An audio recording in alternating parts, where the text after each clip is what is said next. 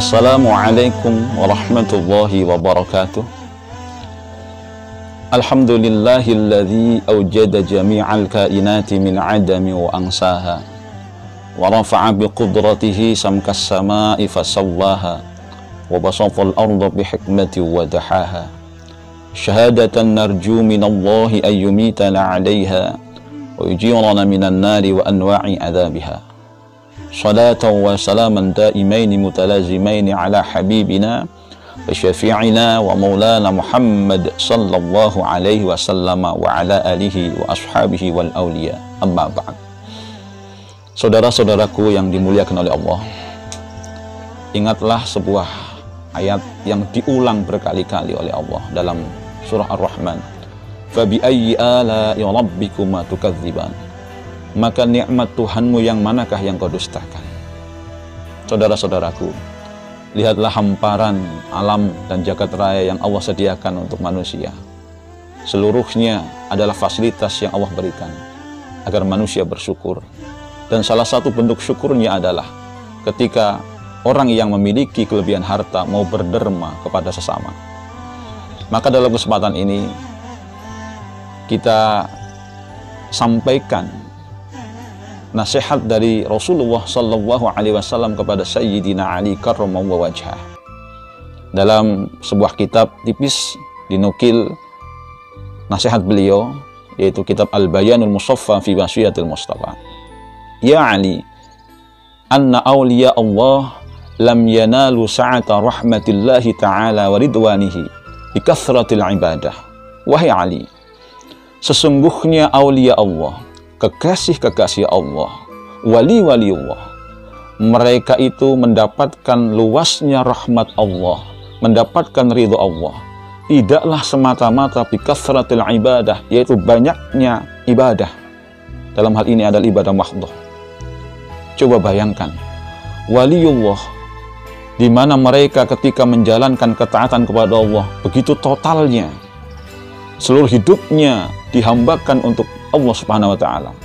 Salatnya, zikirnya, hatinya selalu ingat hanya kepada Allah.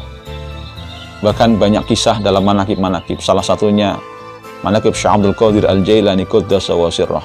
Bagaimana beliau itu melaksanakan salat subuh hanya menggunakan wudunya salat isya. Yang artinya semalam suntuk beliau melakukan ibadah, salat, zikir dan sebagainya. Itu pun tidak menjamin mereka wali-wali Allah, termasuk beliau Syekh Abdul Qadir Al-Jailani qaddasa wa sirrah, mendapatkan luasnya rahmat dan ridho Allah. Pertanyaannya, lalu mereka mendapatkan rahmat dan ridho Allah dari mana?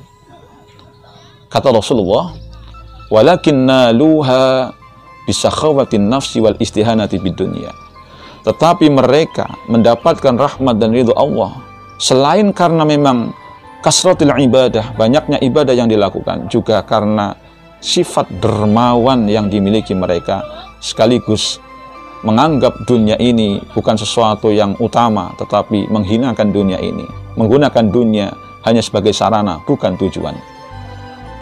Saudara-saudaraku, kalau waliullah saja mendapatkan rahmat Allah bukan karena banyak ibadah, lalu bagaimana dengan kita yang sholat kita hanya sekedar mengukur kewajiban? Tilawah Quran kita semangatnya hanya di bulan Ramadan. Di luar Ramadan kita lebih banyak malasnya. Lalu bagaimana kita mendapatkan rahmat Allah? Sedangkan waliullah saja yang ibadahnya luar biasa tidak mendapatkan rahmat Allah karena kasratul ibadah.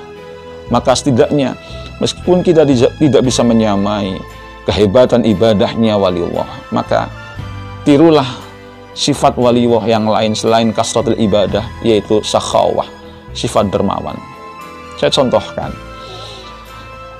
Kanjeng Syekh Abdul Qadir Al-Jailani, di samping kuat ibadahnya tadi, beliau juga orang dermawan. Dalam sebuah manaqib, beliau pernah dikisahkan mensodakohkan 40 ekor kuda yang terbaiknya kepada orang yang justru orang itu sebelumnya suudzon kepada beliau. Begitu relanya, ridhonya, seluruh kekayaan yang dimiliki itu diberikan untuk pengobatan orang yang tadinya suudzon kepada beliau. Atau dalam manaqib yang lain, beliau pernah memakai pakaian yang serba mahal, sehingga orang-orang pun suudzon, kenapa ulama, kenapa waliullah memakai pakaian yang mahal? Bukankah itu hubbud dunya? Ternyata tidak. Kalau orang yang hubbud dunya, tentu apa yang dimiliki itu akan digenggam, akan dipegang erat-erat. Tetapi kenyataannya ketika diminta oleh orang yang bertemu dengan beliau, beliau serahkan tanpa berpikir panjang, karena itu sudah menjadi watak. Maka dari hikmah yang dapat kita ambil,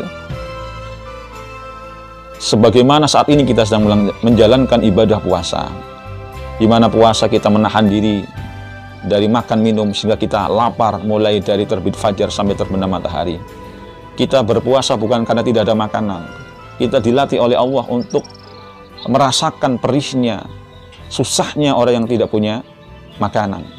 Sehingga diharapkan di mana puasa ini ibadah mahdhah, tetapi lahir dari ibadah mahdhah ini adalah orang yang memiliki sifat dermawan, mau berbagi kepada sesama. Ini penting. Karena sesungguhnya apa yang disyariatkan oleh Allah kepada Nabi Muhammad SAW, ujungnya, muaranya adalah liutammima makarimal akhlak, yaitu menyempurnakan akhlak manusia. Sehingga pernah dikisahkan dalam konten saya yang lain, seorang yang ahli tahajud, tetapi tahajudnya tidak menjadikan amalnya itu dicintai oleh Allah Subhanahu wa Ta'ala. Karena apa?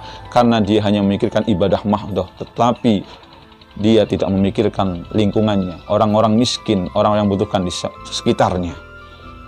Maka semoga dengan puasa kita akan lahir menjadi orang-orang yang dermawan, karena turunnya rahmat Allah, ridha Allah bukan semata-mata banyaknya ibadah, tetapi juga harus didukung dengan jiwa sosial kita, kepedulian kita kepada lingkungan.